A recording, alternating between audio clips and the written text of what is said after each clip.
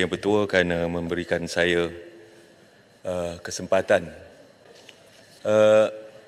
Tan Sri Yang Dipertua, banyak penceritaan lebih daripada fakta yang telah diwar-warkan ataupun yang telah diperkatakan kebelakangan ini berkenaan LTAT, berkenaan Bosted dan yang lain-lain.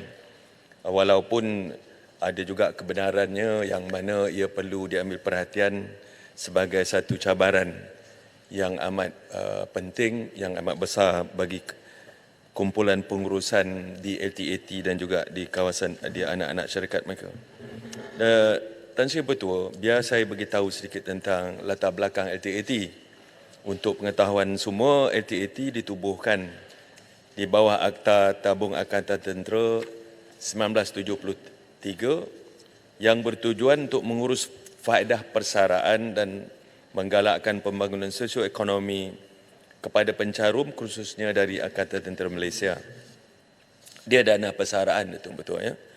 Sebagai satu dana simpanan ataupun persaraan, mandat LTAT adalah berbeza dengan mandat sebuah dana pelaburan strategik seperti Khazanah Nasional ataupun Permodalan Nasional yang memberikan tumpuan kepada pemilikan aset strategik melalui pemilikan majoriti saham syarikat strategik negara.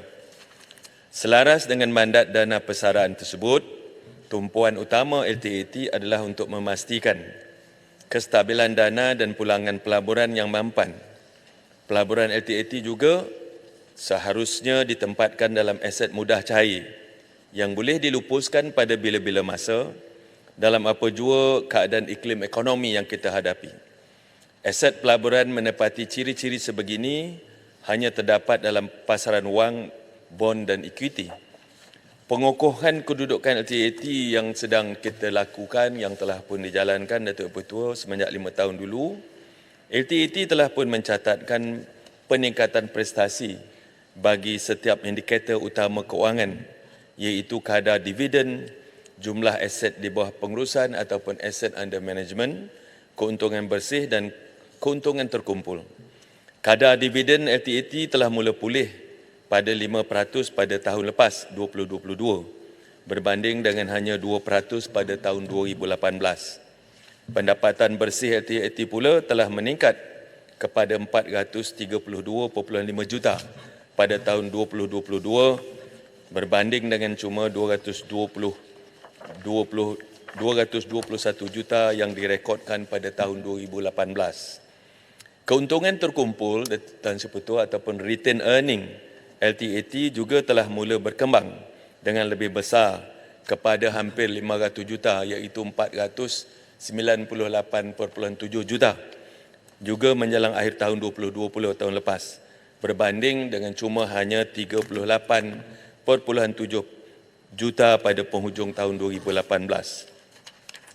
Ini adalah hasil daripada perjalanan transformasi 5 tahun yang telah turut melibatkan pelbagai inisiatif seperti meminda Akta Tabung Angkatan Tentera pada bulan Ogos tahun 2022 untuk menambah baik dan memperkokohkan 4 aspek penting kepada anggota tentera dan LTAT dari segi perlindungan ke atas wang caruman anggota tentera, meningkatkan perlindungan keselamatan sosial pencarum-pencarum, mengokohkan tata kelola LTAT dan yang akhirnya membolehkan penyusunan semula portfolio pelaburan LTAT.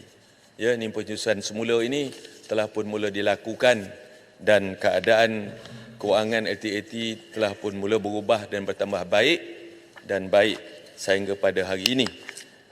Juga memperkenalkan rangka kerja penumpuan aset strategik ataupun strategic asset allocation pertama LTAT yang telah menjadi panduan untuk pengimbangan dan pengstrukturan semula portfolio pelaburan sedia ada LTAT dan meningkatkan keterlihatan dan penjanamaan LTAT di kalangan warga ATM dan orang awam. Tan Sri Yang Dipertua, plan strategik LTAT ini telah pun diperkasakan lagi, ditambah kokohkan lagi bagi memastikan LTAT kekal berdaya saing untuk terus memastikan kesejahteraan pencarum-pencarumnya terus terpelihara. AT&T telah melancarkan plan strategik LTAT 23-25, 2023-2025 ataupun Mampan LTAT 25 untuk mencapai visi ke arah menjadi sebuah kumpulan wang persaraan yang mampan. Strategi yang akan dilaksanakan adalah bertujuan untuk beralih daripada sebuah dana pelaburan ke sebuah dana persaraan ataupun migrating from investment fund to retirement fund. Tan Sri Yang Dipertua, isu utama yang dihadapi oleh LTAT sekarang ini bukan LTAT itu sendiri sekarang. Yang utama isu dia sekarang LTAT ialah anak-anak syarikat dia.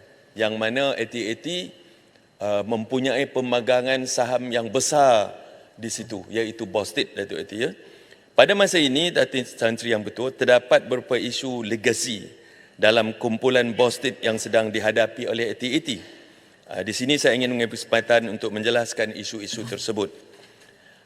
Seperti umum ketahui, Tan Sri Betul, kini hampir 50% dana pelaburan LTAT terperangkap di dalam kumpulan Bostik.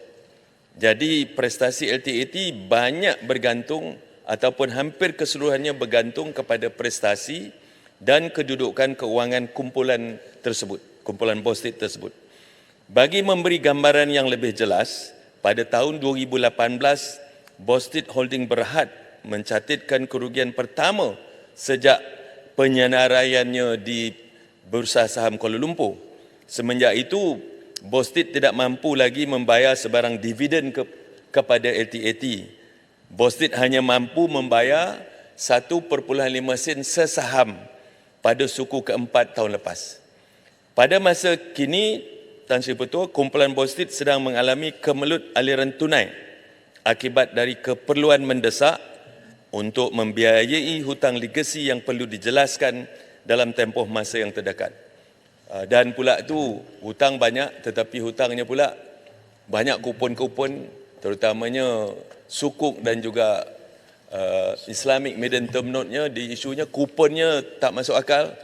Ya, 11%, 12%, 9%, dan kita terpaksa membayar faedah yang begitu tinggi kepada kupon-kupon atau kepada bon-bon yang telah pun kita buat tersebut. Pada masa ini, Datuk Petua, jumlah keseluruhan hutang yang ditanggung oleh kumpulan Bostik adalah sebanyak 6.8 bilion. Daripada jumlah ini, hutang piutang yang perlu dijelaskan dalam tempoh terdekat adalah sebanyak, Datuk Petua, pembiayaan semula revolving credit sebanyak 159 juta pada bulan Disember 2023 ini, penebusan sukuk berterusan ataupun perpetual sukuk yang perlu kita redeem sebanyak 607 juta pada Disember 2023 nanti, dan pembiayaan nota jangka sederhana Islam ataupun yang saya sebut tadi, Islamic Medium Term Notes sebanyak 1.65 bilion pada September 2024 nanti. Maka seperti mana plan strategik 2023-2025 ataupun Mampan 25 yang saya lancarkan pada bulan Julai yang lalu, LTAT kini sedang mengaktifkan plan penstrukturan semula kumpulan Bostik. Ya, kita sedang membuat penstrukturan semula kumpulan Bostik ini. Ini bagi menyelesaikan masalah legasi dan merealisasikan anjakan ke arah menjadi sebuah dana persaraan yang memberi dividen yang stabil dan mampan kepada LTAT. Sekiranya penstrukturan ini tidak dilaksanakan, kumpulan Bostik tidak akan berupaya untuk melunaskan obligasi keuangan dan akan mencetuskan cross default dengan izin di atas semua pinjaman di bawah kumpulan Bostik sebanyak 6.8 bilion. Ya, sebab dia buat pinjaman ini dia clean facilities, dia tak ada cagaran apa-apa. So adanya, kalau satu trigger dia akan cross default. Ini berbahaya, ya.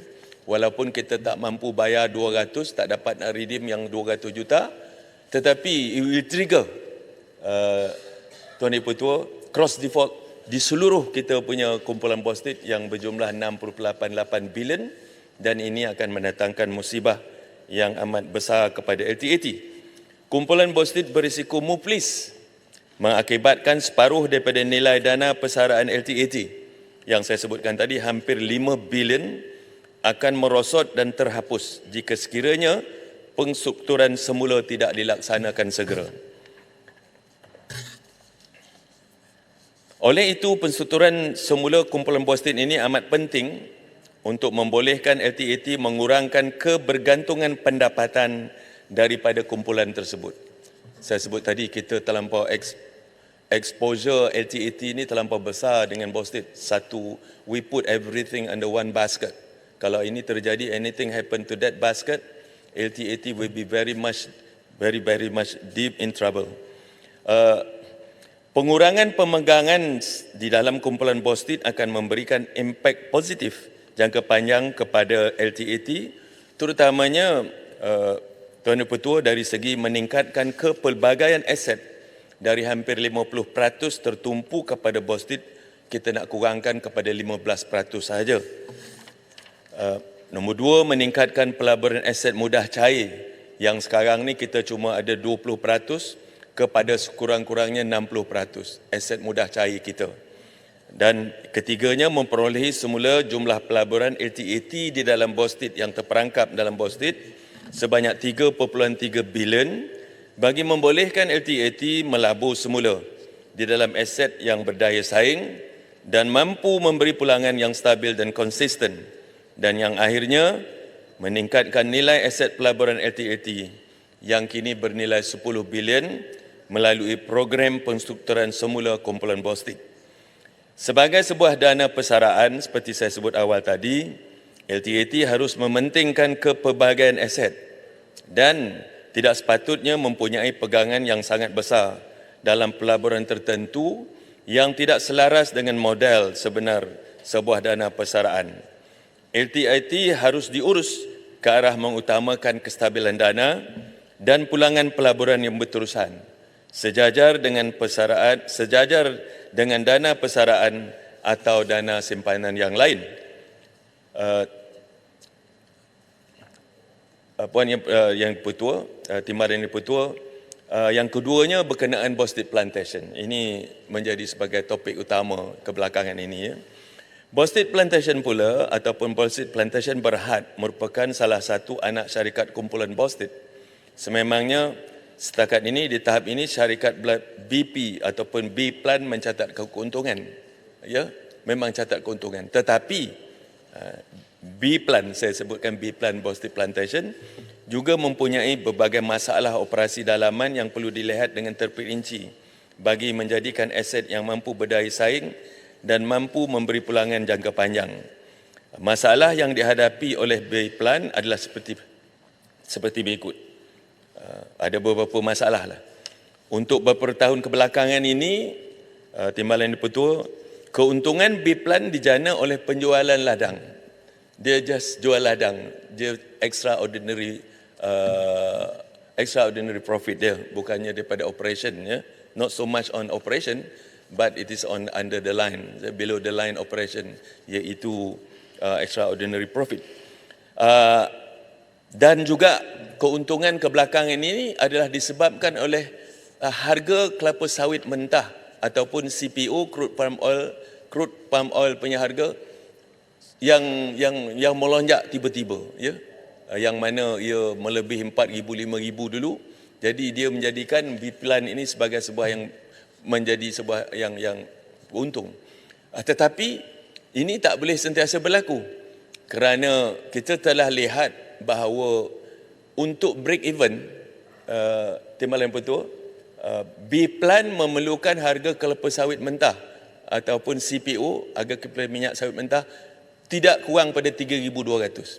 Kalau below 3,200 dia rugi sebab kos operasi dia terlampau tinggi, nombor satu, dan nombor dua kerana dia punya yield buah mentah dia terlampau rendah dan paling rendah dalam industri kelapa sawit, yang paling rendah.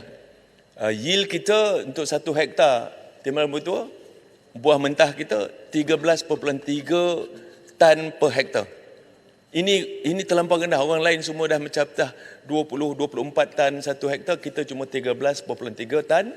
Bukan sebab apa? Kerana salah satu disebabkan oleh estate bostit yang di Sarawak, majoritinya semua dah pokok tua yang tak menghasilkan lagi buah yang banyak.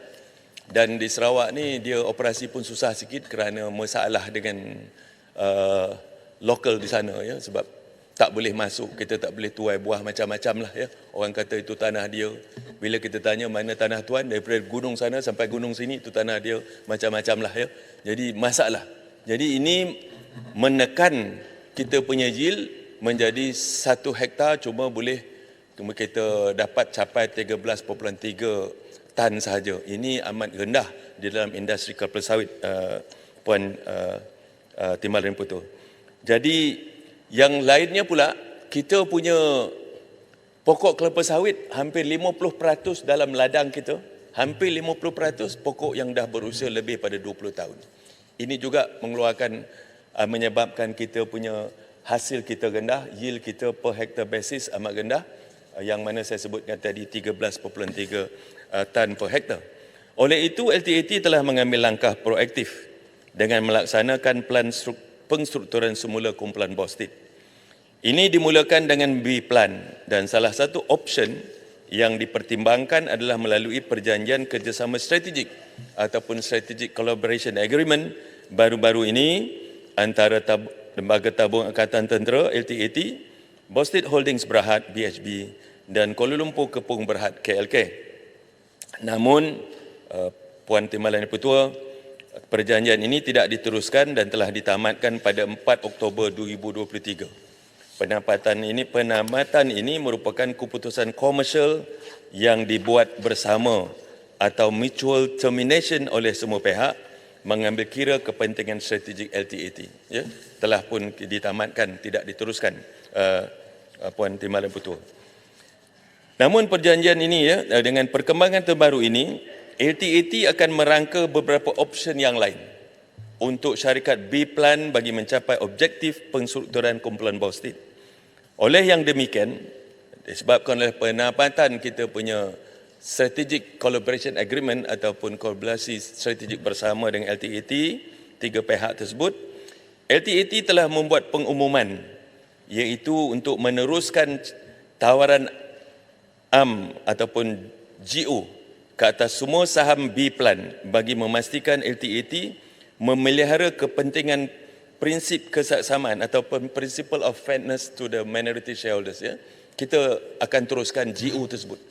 Walaupun SCA tersebut dibatalkan, been terminated on mutual basis, on commercial punya understanding, but LTAT kerana kita nak meneruskan plan perstrukturan untuk kita mengstruktur semula bisnes, kita meneruskan kita punya GO kepada minority shareholders yang masih ada, iaitu 30% awam dan 33% yang dipegang oleh Bostit sendiri, Bostit Holding sendiri.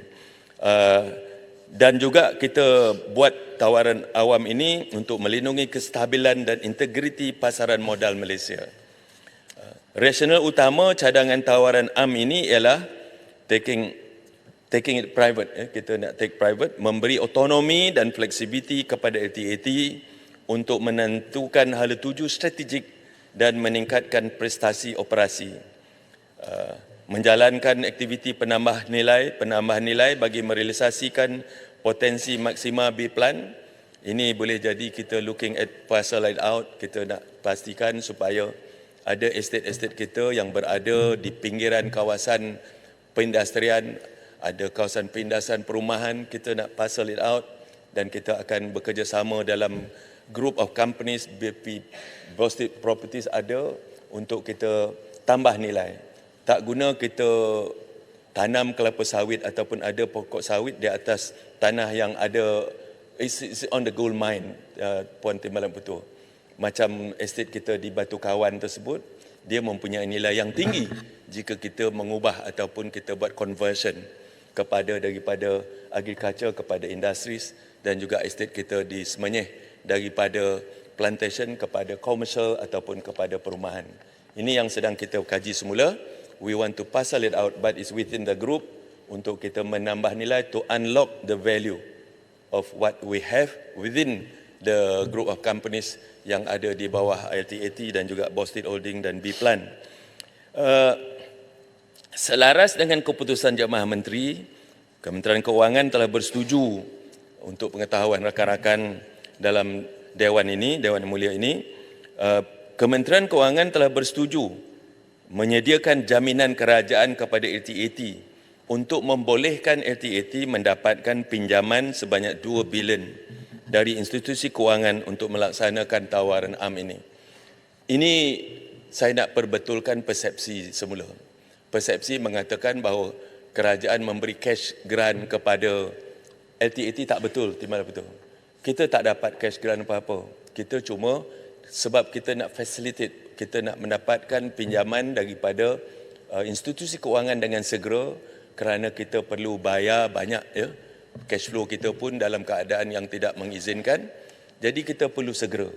LTAT mempunyai kemampuan, tetapi dengan jaminan daripada kerajaan ini akan mempermudahkan lagi untuk kita mengurus permohonan untuk kita mendapat kemudahan kewangan daripada institusi kewangan di dalam negara.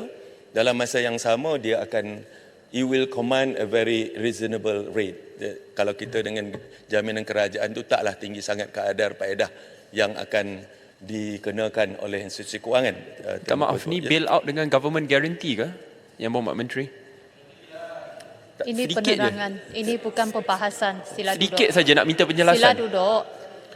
Bagi memastikan jaminan kerajaan ini dimanfaatkan, saya akan memastikan pihak LTAT akan melaksanakan penstrukturan organisasi bisnes kita mengikut Plan Strategik 2023, 2025 mapan 25. Puan Timbalan Yang Pertua, saya yakin isu legasi ini dapat diselesaikan dan penstrukturan kumpulan Boston berjaya dilaksanakan dengan sokongan serta komitmen semua pihak. Kejayaan penstrukturan ini akan membolehkan LTAT mencapai portfolio pelaburan yang lebih seimbang. Ya? Dan yang pentingnya, kita nak mencapai kita punya ataupun solvency ratio, nisbah solvency kita melebihi 100% dan peningkatan pulangan pelaburan daripada anak-anak syarikat LTAT serta merealisasikan visi LTAT untuk menjadi kumpulan wang persaraan yang mampan. Sebagai pengakhirnya, Terima Ketua, banyak tadi tapi saya ringkas-ringkas lah pasal dah nak maghrib dah. Sebagai penutup kepada sesi penerangan ini, saya ingin tekankan bahawa LTAT sentiasa komited untuk melaksanakan tanggungjawabnya sebagai sebuah kumpulan wang simpanan yang mapan demi menjaga kesejahteraan akan tentera Malaysia dan pesara-pesaranya. LTAT turut komited untuk memberi pulangan dividen tahunan yang stabil dan kompetitif serta memacu LTAT untuk menjadi sebuah organisasi yang menyumbang kepada pembangunan ekonomi negara. Terima kasih.